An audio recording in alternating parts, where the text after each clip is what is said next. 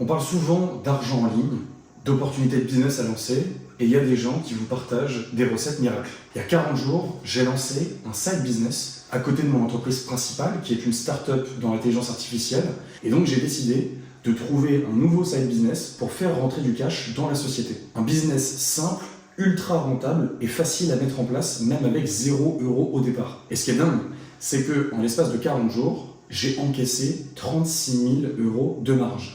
Sur ce projet, je n'ai pas d'équipe, je suis tout seul, j'ai pas de commercial, j'ai pas de closer, je ne paye pas de publicité en ligne et ça a été relativement rapide. Tu t'en doutes, mais un autre point positif aussi de ce business, c'est qu'il ne me prend pas toutes les journées vu que j'ai déjà une équipe à faire tourner et une boîte. Donc toi, si demain tu es encore en activité en tant que CDI, c'est quelque chose que tu pourras mettre également en place. Ce business, c'est l'accompagnement et l'activité de formation auprès d'une niche. J'ai absolument rien réinventé, j'ai pas réinventé la roue, je me suis inspiré des stratégies qui fonctionnaient déjà. Et contrairement à ce qu'on pense, ce business il n'est pas du tout réservé à une élite. Donc on passe directement dans le vif du sujet, je vais t'expliquer étape par étape comment toi demain tu peux lancer cette opportunité de side business et commencer à générer tes premiers revenus. La première étape elle est déterminante, c'est te connaître. Qui dit que tu vas devoir accompagner et vendre des formations à une niche, il faut avant tout que tu arrives à déterminer c'est quoi ta compétence. Pose-toi une question simple. C'est quoi depuis toujours où les gens me disent que je suis dans ma zone de génie quand je parle de ce sujet ou que je suis peut-être un peu plus à l'aise que sur les autres? Tu n'as absolument pas besoin d'avoir 10 ans d'expérience, moi j'ai 27 ans. Tu as juste besoin de le définir de la manière la plus claire pour qu'on puisse l'implémenter dans un plan d'action.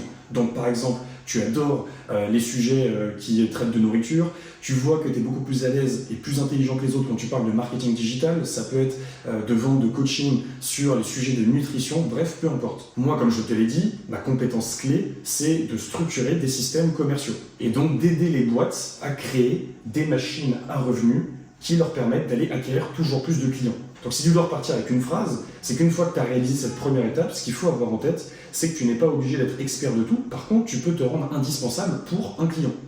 La deuxième étape, une fois que tu as commencé à réfléchir et que tu sais précisément comment tu vas pouvoir accompagner sur quelles compétences ta cible, il faut définir cette cible, ce qu'on appelle l'audience ou l'ICP. Et c'est à ce moment-là que la majorité d'entre vous risque de faire des erreurs et donc de vous planter. Ça ne sert à rien de vouloir vendre à tout le monde. Ce qui compte, c'est de capitaliser sur une niche. Parce que quand tu parles à tout le monde, personne ne t'écoute. Une bonne audience, c'est 3 choses. C'est un problème clair défini, c'est avoir les moyens de payer ta formation et ton coaching, et le troisième, c'est aussi qu'elle doit avoir conscience qu'elle doit agir et donc améliorer sa situation. Et donc, in fine, besoin de tes services. Moi, mon ICP, c'est simple pour te donner encore plus de recul. Mais je vais être transparent, j'ai mis du temps à la trouver. Ce sont les patrons de sociétés de conseil, ce qu'on appelle les ESN, qui veulent industrialiser leur prospection et qui, jusqu'à présent, arrivaient à faire démarrer des consultants. Ils font 1 million, 2 millions, 3 millions d'euros de chiffre d'affaires, mais ils sont à peu près perdus. Ils ne savent pas comment scaler leur boîte. Donc là aussi, si tu veux repartir avec une phrase, si tu veux vendre mieux, ou en tout cas plus que les autres, il faut que tu comprennes le langage de la douleur de ton audience. Donc si on résume les 2 premières étapes, tu fais une analyse d'autocritique des sujets qui te passionnent et potentiellement ceux sur lesquels tu as des compétences et de la valeur ajoutée à apporter aux gens. Et la deuxième étape, c'est de définir de manière précise quel est ce petit groupe de personnes qui seraient prêts à te faire confiance. Là, on rentre dans la troisième étape. Et personnellement, c'est celle qui m'a pris le plus de temps à mettre en place. Parce que j'ai lancé l'offre, certes, il y a 40 jours, mais il y a environ 8 mois, j'avais déjà essayé de vendre des coachings. Et j'ai fait beaucoup d'erreurs. La première chose que j'ai faite, c'est j'ai essayé de vendre à peu près à tout le monde. Je me suis dit, je lance mes compétences, j'avais mal défini mon ICP et mon projet. Moi, je m'étais dit, je suis doué dans la vente. Donc, tous les gens qui veulent s'améliorer en vente, je vends mes services. Qu'est-ce qui s'est passé? J'ai attiré à moi beaucoup de gens pas qualifiés. Des gens qui n'étaient pas prêts à payer parce qu'ils n'avaient pas l'argent et voulaient juste échanger avec moi. Et surtout, le troisième point, c'est que j'ai perdu du temps. En fait, je facturais à l'époque, je me souviens, c'était complètement ridicule, 1 heure de coaching, je la vendais à 89 € et après, j'avais réussi à augmenter mes tarifs à 129 €. Et au départ, je m'étais dit, bon, c'est quand même cool, en 1 heure, maintenant, je peux gagner 129 €. Mais sur la durée, ça ne fonctionne pas. Déjà, premier point, tu ne peux pas passer tes journées à faire ça. Enfin, je t'ai dit que la promesse, c'est que ça prenne pas beaucoup de temps. Donc, si c'est pour se transformer en coach de vie ou t'enchaînes les calls, tu vas juste avoir envie d'une chose, c'est de te flinguer. Le deuxième point déterminant, c'est aussi, à partir du moment où tu te positionnes non plus accessible à tous, mais en high ticket, et crois-moi, c'est pas réservé encore une fois à une élite, tu peux très bien avoir 200 abonnés et dégager tellement de valeur et de prestance que les gens te prennent pour une offre high ticket. Dès que tu vends en riche, il y a beaucoup moins de problèmes. Moi, quand je vendais à une masse, les gens se plaignaient. Non, j'ai pas l'argent, ça négociait toujours. Ils payaient, puis finalement, ils voulaient être remboursés 5 jours plus tard. À partir du moment où j'ai quadruplé le prix auquel je vendais mon offre, bah là, comme par hasard, tout le monde est satisfait. Et donc, pour ne pas se retrouver dans cette situation, la troisième étape qui est déterminante, c'est de pouvoir définir ton offre en simplement une phrase. Si tu n'arrives pas à te dire simplement en une phrase ce processus-là, tu ne vas pas pouvoir y arriver. Donc c'est simple, c'est j'accompagne X à faire Y pour avoir des résultats Z. C'est essentiel, encore une fois, même sur d'autres points que je n'ai pas encore mentionnés. Si tu n'arrives pas à exprimer en une seule phrase ton offre de valeur, déjà tu seras beaucoup moins pertinent quand il faudra vendre ton projet et répondre aux objections de tes clients. Et puis enfin le dernier point, c'est comme je viens de te l'expliquer, tu vas aussi vendre à des gens qui ne sont pas dans ton audience et dans ta niche et donc peut-être qui seraient amenés à être déçus par la suite. Une fois que c'est fait, on passe à l'étape 4. Et là, je suis désolé, il n'y a pas de miracle. En fait, t'as beau avoir les meilleures compétences, ou pas spécialement les meilleures, mais ça y est, tu sais comment tu peux aider les gens. Tu t'es dit, j'ai réussi à trouver qui je vais cibler, et en plus de ça, en une phrase, j'arrive à évoquer mon offre. Maintenant, il n'y a pas de recette miracle, il faut que tu sois visible. Parce que même si tu es le meilleur, si les gens ne t'identifient pas, tu n'arriveras jamais à vendre. Donc, cette quatrième étape, c'est choisir un canal d'acquisition et de marketing. Tu n'as pas besoin de montrer ton visage. Tu n'as pas besoin d'avoir 10 000 abonnés. Il faut juste avoir un ciblage stratégique et adapté à ton audience. Admettons, tu veux vendre tes services de coaching à des grands-mères qui sont un peu en dépression et qui ont envie de se revitaliser dans la vie, de faire du yoga, des activités de groupe. Bah, ça n'aurait aucune pertinence de vouloir lancer cette offre sur LinkedIn. Va plutôt cibler les groupes de niche dans les réseaux communautaires Facebook. Donc là, ce que je t'invite à faire, c'est à te créer une conversation sur ChatGPT, à lui parler énormément de ton ICP et de lui dire, à ton avis, comment je pourrais targeter au mieux ses clients avec quelle typologie de contenu. Moi, personnellement, mon canal principal, c'est LinkedIn. Parce que je sais que c'est sur ce canal que les entrepreneurs qui répondent à mon besoin de vente de compétences sont positionnés. Et donc, encore une fois, sans publicité, sans stratégie de prospection, je n'ai fait 0 appel de vente, simplement avec des posts bien structurés une fois par jour, ça peut te prendre 2 minutes demain, j'ai des gens qui viennent à moi et qui me contactent en direct. Et là, on rentre dans la 5e étape, en tout cas, c'est la 5e étape du premier levier à mobiliser pour convaincre les gens. Surtout au démarrage, tu n'auras pas de témoignage client. Tu n'auras pas transformé le physique de quelqu'un si tu veux vendre ton coaching parce que personne t'a fait confiance. Donc comment est-ce que tu peux faire? Première chose, il faut faire de la non-vente, c'est ce que je répète dans la plupart de mes vidéos YouTube, et donc c'est-à-dire capitaliser sur ton expertise et l'offrir à ton audience. Demain, rien de plus simple que de gagner 5000 abonnés sur Instagram si pendant un mois, tu prends 5 minutes tous les jours à faire une vidéo où tu donnes toutes tes recettes miracles, tous tes secrets. Les gens ils vont se dire, bon bah c'est dingue, tout ce qu'il dit c'est vachement pertinent, et les gens les plus convaincus, qui eux ont le budget sur cette typologie high ticket, ils seront prêts à payer pour avoir les 1% qui manquent. La deuxième chose, et c'est ce que j'ai fait aussi, et j'ai mis trop de temps à le faire, donc je t'invite à le faire, c'est de proposer tes services gratuitement.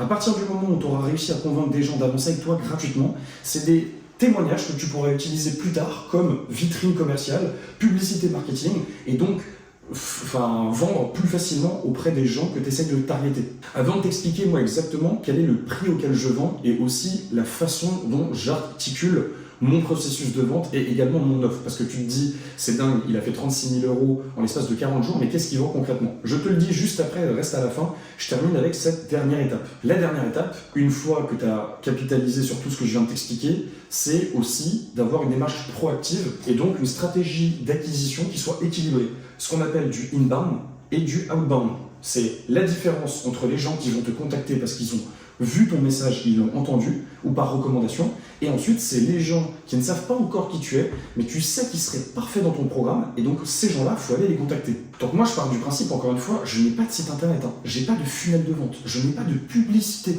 et pour autant, je pense qu'il y a n'importe qui vivrait de manière plutôt confortable avec 36 000 €, en tout cas au démarrage. Donc, quelle est l'importance? Moi, j'ai une routine, tous les jours, en tout cas plusieurs fois par semaine, c'est sur la base des posts sur lesquels j'apporte de la valeur ajoutée, je recontacte systématiquement les gens qui engagent avec mon contenu, qui ont enregistré mes vidéos Instagram, qui ont commenté mes posts LinkedIn pour avoir des fichiers gratuits, qui likent mes posts, etc., etc. Donc si tu veux, on sort un peu, moi, de mon exercice personnel et de ma situation, et je vais prendre un autre exemple purement théorique. Tu as fait ton exercice d'autocritique. Et tu sais qu'avec tes compétences et aussi la façon dont tes amis et tes proches te décrivent, tu serais vraiment très pertinent et parfois peut-être meilleur que les autres à pouvoir conseiller les jeunes boss qui se lancent et les entrepreneurs sur avoir un site en ligne optimisé. Et donc tu te dis, c'est magnifique. Moi du coup, c'est ça ma compétence, c'est l'optimisation de sites et du design.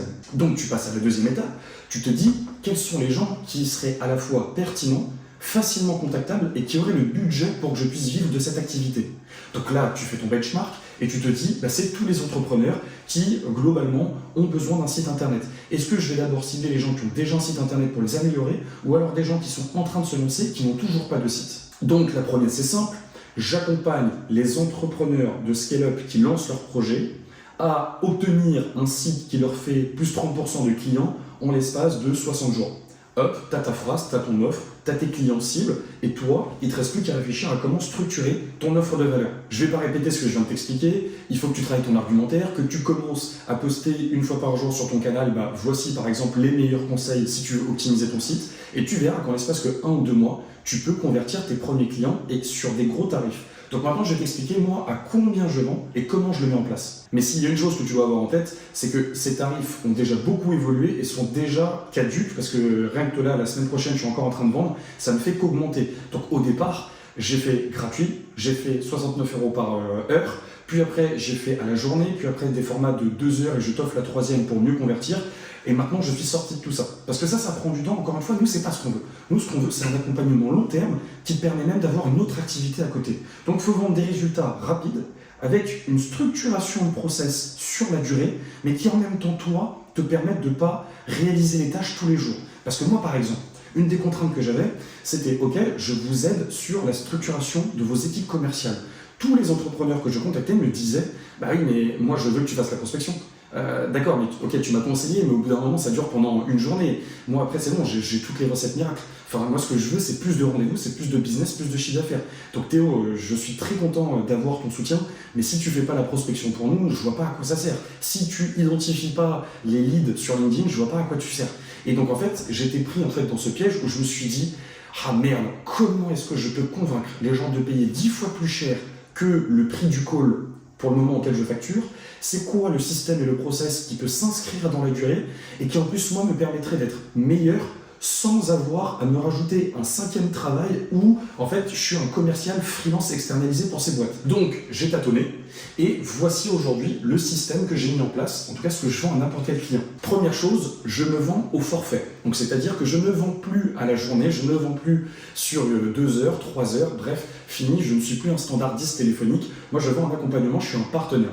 Donc je vends un forfait sur un engagement minimum de 90 jours. Donc si on avance ensemble, c'est sur 3 mois, comme une transformation physique, quand demain tu vas vouloir vendre ton accompagnement à étiquette sur du coaching en musculation. Donc la promesse, elle est simple, c'est je t'accompagne à structurer l'intégralité de ton business pendant 90 jours. Concrètement, qu'est-ce que je fais? Il y a un call d'1 heure par semaine, c'est tout. Tu ne m'envoies pas de mail, je ne réponds pas, on se fait une réunion 1 heure par semaine. À la fin de chaque semaine, sur le suivi de tout ce qu'on met en place, les conseils que je t'ai donnés, je regarde ce que tu as déjà commencé à mettre en avant ou pas, je te délivre des rendus, de la documentation et des livrables. Donc, par exemple, des fichiers de prospection, une trame associée, comment capitaliser sur LinkedIn, etc., etc. Ça, chaque semaine. Et sur la base de ce processus, roulement de tambour, combien, à votre avis, je vends cette prestation? C'est simple, je vais vous le dire.